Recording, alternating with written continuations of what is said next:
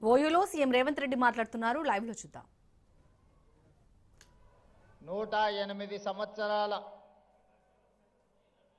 చరిత్ర కలిగిన భారతదేశంలోనే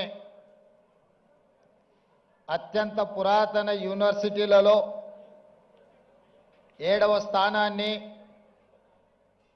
దక్షిణ భారతదేశంలో 3వ స్థానాన్ని ప్రాధాన్యతను ఆక్రమించిన ఉస్మానియా యూనివర్సిటీ గొప్ప చరిత్రను పరిగణలోకి తీసుకొని వేలాది మంది ఉస్మానియా యూనివర్సిటీ విద్యార్థులు, యూనివర్సిటీ వైస్ ఛాన్సలర్ గారు, ఆర్ట్స్ కళాశాల ప్రిన్సిపల్ గారు, అధ్యాపక సిబ్బంది, పూర్వపు విద్యార్థులు, నేడు చదువుకుంటున్న విద్యార్థులు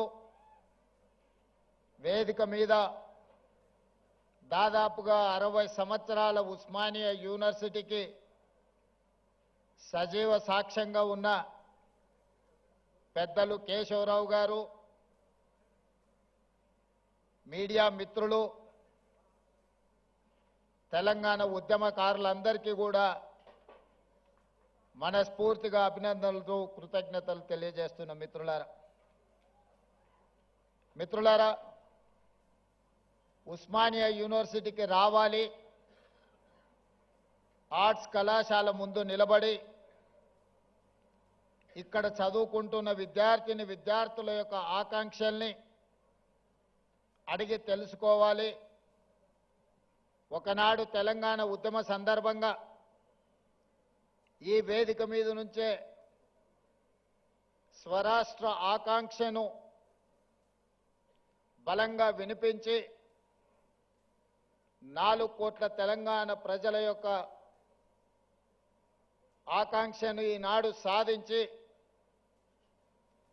సాధించిన తెలంగాణ రాష్ట్రంలో సమస్యలు పరిష్కారం అయినవా లేదా, ఒకనాటి తెలంగాణ చరిత్రను భవిష్యత్ ప్రణాళికలుగా మార్చుకొని నిర్ణయాలు తీసుకోవాలని మీ అందరినీ కలవాలని నిర్ణయించుకున్నా.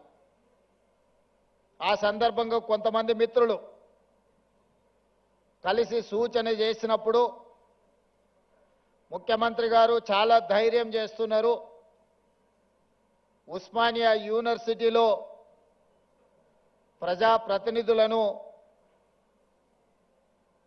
రాష్ట్ర మంత్రివర్గాన్ని లేదా ముఖ్యమంత్రి గారిని అడ్డుకునే ఒక చరిత్ర ఉన్నది, మీరెందుకు ధైర్యం చేస్తున్నారు అని నన్ను అడిగారు.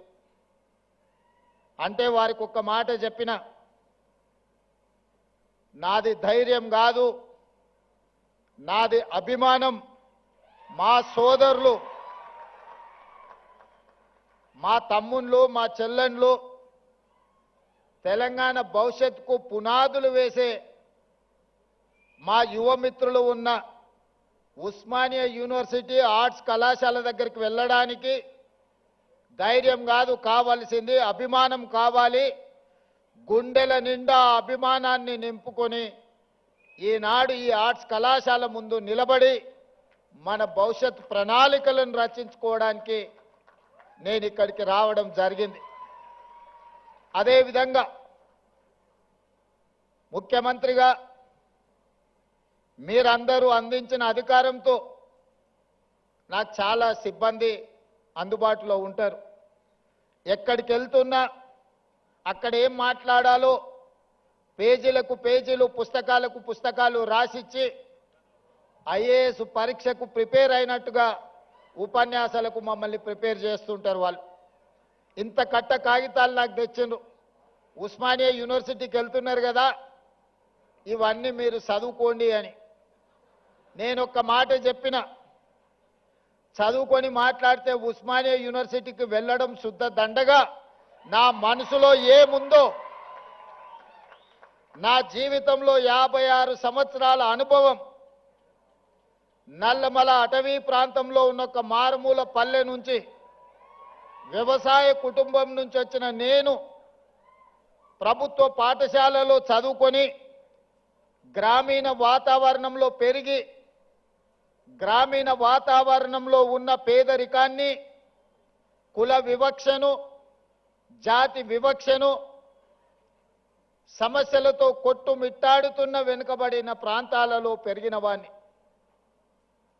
నాకు కొత్తగా మీరు రాసిచ్చి, నాకు చదువుపిచ్చి, చదువు నేర్పించి, మా తమ్ముళ్ళ మా చెల్లెళ్ళ ముందల మాట్లాడించడానికి ప్రయత్నం చెయ్యకండి.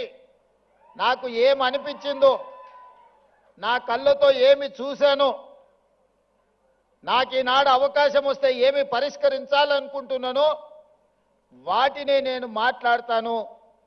వాటి నుంచి విద్యార్థుల సూచనలు తీసుకొని తెలంగాణ మేధావుల యొక్క అనుభవాలను రంగరించి ఈ విశ్వవిద్యాలయాన్ని అంతర్జాతీయ ప్రమాణాలతో తీర్చిదిద్దాలని ఈనాడు ఒక మంచి సంకల్పంతోని, ఆలోచనతోని నేను ఇక్కడికి రావడం జరిగింది. మిత్రులారా,